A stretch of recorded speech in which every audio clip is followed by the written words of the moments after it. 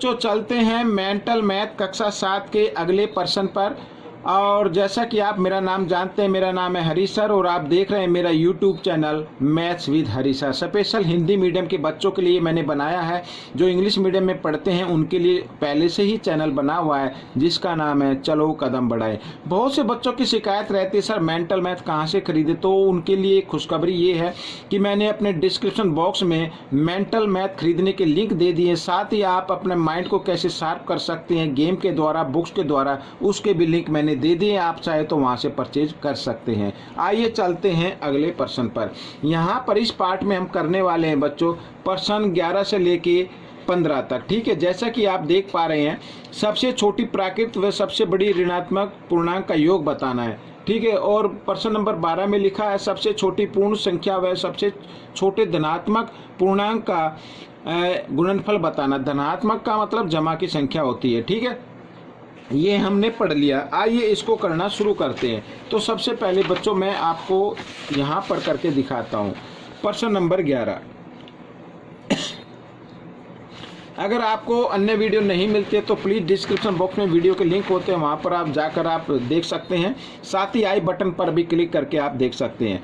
तो यहाँ पर बच्चों सबसे छोटी प्राकृत संख्या, अब प्राकृत संख्या बच्चों 1 से शुरू होती है। 1 2 3 4 ऐसे जो गिनती चलती जाती है ये प्राकृत संख्या ही होती हैं। और यहाँ पर सबसे बड़ी ऋणात्मक संख्या, अब इसको मैं आपको एक रेखा के माध्यम से समझाऊंगा। ये देखिए, ये एक रेखा होती है, बीच में होती है 0 और इधर ये सीधे हाथ की तरफ, ठीक है, इधर दाईं तरफ होते हैं जमा की संख्या और इधर ये बाईं तरफ होते हैं घटा की संख्या। ठीक है, इस तरीके से ये देखो यहाँ पर। अब इसमें लिखा है देखो, जो 0 के जितने निकट होगी घटा वाली संख्याएं वो उतनी ही बड़ी होगी। सबसे बड़ी यहाँ पर घटा 1 माना जाएगा। अब आपको तो दिखाई दे रहा होगा घटा 5, नहीं, ये घटा 5 बड़ा नहीं है, घटा 1 सबसे बड़ा है। जमा की तरफ जितना जाएंगे उतनी ही संख्या वो बड़ी होती जाएगी। तो यहाँ पर लिखा है कि सबसे छोटी प्राकृत संख्या, सबसे छोटी प्राकृत संख्या हमारी 1 है। फिर लिखा है सबसे छोटी प्राकृत संख्या और सबसे बड़ी ऋणात्मक संख्या, सबसे बड़ी ऋणात्मक संख्या क्या होगी, घटा 1 होगी। और क्या इनका योग बताना है। अब योग बताने के लिए आपको क्या करना पड़ेगा, जमा का निशान लगाना पड़ेगा। अब यहाँ पर 1 और घटा जमा घटा, तो 1 में से 1 घटा दीजिए, 0 आ गया। ये आपका उत्तर बन गया बच्चों। ठीक है, अब दूसरा जो प्रश्न है प्रश्न नंबर 12, ठीक है, उसमें क्या कहा है एक बार फिर पढ़ लेते हैं। देखो ये कहा है सबसे छोटी पूर्ण संख्या व सबसे छोटी धनात्मक पूर्णांक का गुणनफल बताइए।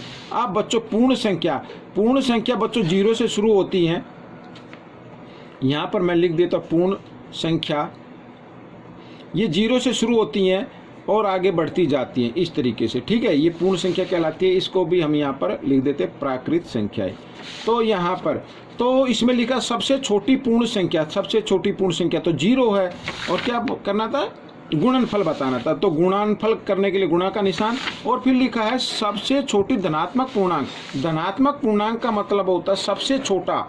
ठीक है, अब यहाँ पर बच्चों धनात्मक का मतलब होता है जमा का संख्या, जमा की। अब जमा तो 1 आता है, तो 1 को 0 से गुणा करते तो 0 ही आएगा बच्चों। ये आपका आंसर बन गया।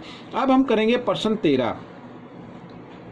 ठीक है, प्रश्न 13 में क्या कहा है, 18 किलोग्राम मिठाई कितने लोगों में बांटी जा सकती है यदि प्रत्येक व्यक्ति को 3/5 किलोग्राम मिठाई मिले।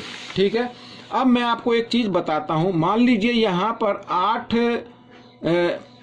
8 कोई चीज़ है, 8 केले लगा लो या मिठाइयाँ लगा लो, एप्पल लगा लो, कुछ भी लगा लो, तो इसको कितने लोगों में बांटा जाए।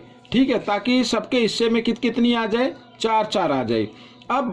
अब आप कैसे पता लगाएंगे, अब इस 8 को आप 4 से भाग कर दीजिए तो 2 आ जाएगा। तो इसका मतलब 2 लोगों में बांट दिया जाए 8 को तो 4 आ जाएंगे। तो कहने का मतलब है जो यहाँ पर ये भाग है टोटल है, ठीक है, उसको भाग कर देना जितना 1 को मिला है। तो कुल मिठाई कितनी है बच्चों, यहाँ पर 18 किलोग्राम। मैं लिख लेता हूँ, कुल मिठाई